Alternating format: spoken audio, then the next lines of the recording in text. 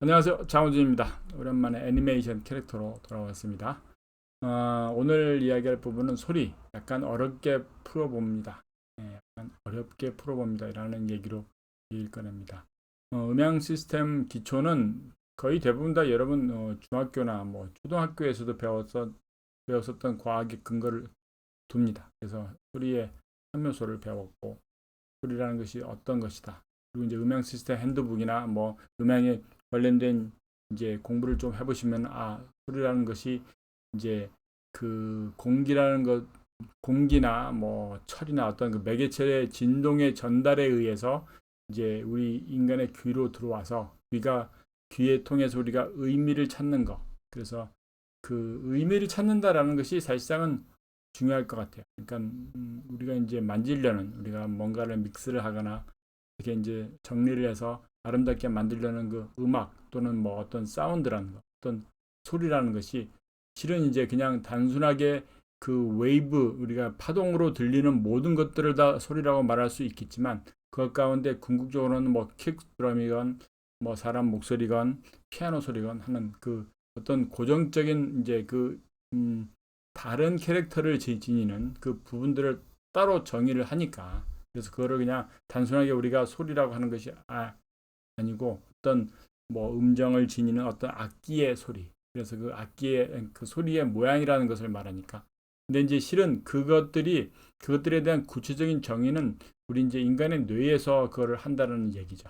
그러니까 그냥 단순하게 그거를 그냥 우리가 뭐 진동을 통해서 전달되는 뭐 이걸 이제 조금 더 여러분들 이해하기 편하게 말을 한다면은 드럼 연주를 하고 있을 때 드럼에다 마이크 하나를 놨어요. 그럼 이제 그 드럼 연주를 하고 있는 그 앞에다 마이크를 놨을 때 우리가 그 마이크에서 이제 변환돼서 우리가 소리라고 말하는 그 소리 신호를 어, 들어볼 경우에 그걸 그냥 드럼이라고 얘기를 할 거 아니에요. 거기에 뭐 킥도 들어가 있고 스네어도 들어가 있고 하이햇도 들어가 있고 탐탐도 있고 뭐 오버헤드도 있고 룸의 공간에 대한 정보도 다 포함되어 있지만, 그걸 단순하게 그 소리 가운데 이제 각각의 우리 뇌에서는 킥을 구분하고 스네어를 구분하고 탐탐을 구분할 수 있지만은, 그거를 실제 이제 그 오디오 복합된 파형, 그 우리가 분석하는 그뇌 안에서 분석을 해서 따로따로 분리해서 그 만들어내는 능력이 실은 그냥 그 우리 전기 신호나 디지털 신호 안에서는 그게 분리가 거의 불가능한 거고, 물론 이제 그걸 게이트나 이런 걸로 이제 분리를 합니다만, 궁극적으로 이제 우리 뇌에서 하는 것만큼의 어떤 그 분해도와 분해 능력이라는 것을 가지고 있지는 못해요. 그러니까 사실상은 이제 그런 의미에서 얘기해 본다면은 소리라는 것은 다분히 이제 뇌과학에서 우리가 뇌 속안에서 규정 짓는 것이라고 얘기할 수 있다라는 거죠.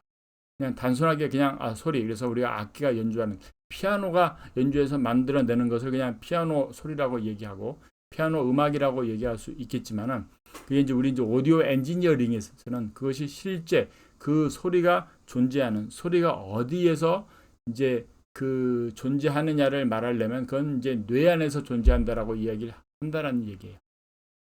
어쨌든 디지털 데이터로 디지털 녹음을 해놓은 피아노 사운드가 있겠지만은, 그걸 이제 우리가 듣는 거, 내가 믹싱을 하기 위해서 듣건 그걸로 만들어진 음악을 사람들이 듣건 간에 그 듣는 그 행위들, 그러니까 이제 듣는다는 것 역시 누군가가 뭐 쇼팡이나 누군가의 피아노 연주곡을 이제 틀었을 경우에 뭐 아이튠즈나 뭐 멜론이나 뭐 이런 거에서, 그래서 그거를 헤드폰으로 듣건 카오디오로 듣건 뭐 집에 있는 홈오디오로 듣건 TV로 듣건 간에, 그래서 공기를 움직여서 우리가 인간의 귀에 들어와서 인간의 귀를 진동을 해서 그 안에 들어가는 진동이 이제 머릿속에 전달은 되겠지만은, 그 전달이 되는 것은 그냥 뭐 진동일 뿐이에요. 그러니까 진동일 뿐인데 거기에 그게 피아노 사운드라는 것을 인지하고, 그것이 누가 연주한 피아노에 따라서 그 느껴지는 아름다움이나 어떤 그 여러 가지 그 음악적인 부분들, 우리가 음악이라는 거, 그래서 감동을 주고 어떤 감성을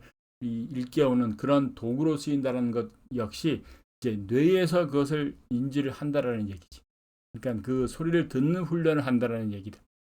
특히 이제 뭐 하이파이 오디오를 하는 분들도 이제 사실상은 궁극적으로는 뭐 여러 가지 장비들을 고르고 장비들을 선택을 하고 거기에 돈을 더 쓰고 뭐 자기 귀에 맞는 사운드, 자기 음악적인 취향에 맞는 것들을 고르고 그렇게 많이 하시지만은 궁극적으로 어떤 범위 이후에 가면은, 그러니까 어떤 범위까지 올라가면 이게 실제 내가 듣는 훈련에 대한 부분들이 얼마나 중요한다라는 것을 이제 아실 것 같아요. 그래서 내가 인지 못하는 거. 그러니까 스피커는 사운드를 뭐 골라서 어느 정도까지 뭐 그 해상도를 뭐 스피커에 따라서 스피커의 능력에 따라서 해상도가 뭐 이렇게 바뀔 수는 있겠지만은 기본적으로 웬만한 20에서, 그러니까 그 스피커가 만들어내는 주파수 응답의 특성상 이제 각각 만들어내지 못하거나 더 만들어내는 부분이 있을지는 몰라도 궁극적으로는 소리를 대부분 다 재생을 해낸다.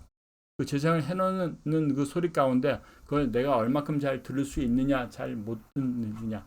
궁극적으로 이제 우리 귀에서 얼마만큼 인지를 하는 부분이 어떤 것이냐가 그게 중요해진다는 얘기죠. 그러니까 소리를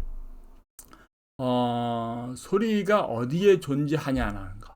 예, 우리가 음반을 사건, 뭐 LP를 하건, MP3를 다운로드를 하건, 멜론을 하건, 뭐 아이튠즈를 하건 간에 궁극적으로 소리라는 것은 우리 뇌 속에서 존재한다라는 것으로 이해를 하시기 바랍니다. 그게 오늘 제가 말씀드리고 싶은 얘기예요. 그래서 소리는 이제 실질적으로 소리가 어디에 존재하느냐, 그건 우리 뇌 속에서 존재합니다.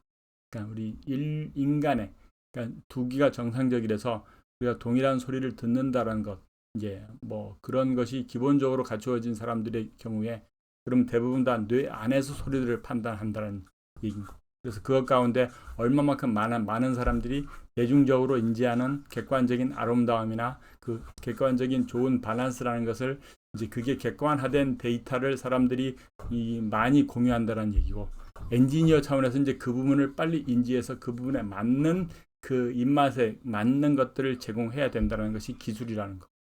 그게 객관성이라는 얘기. 감사합니다. 장호준입니다. 바이.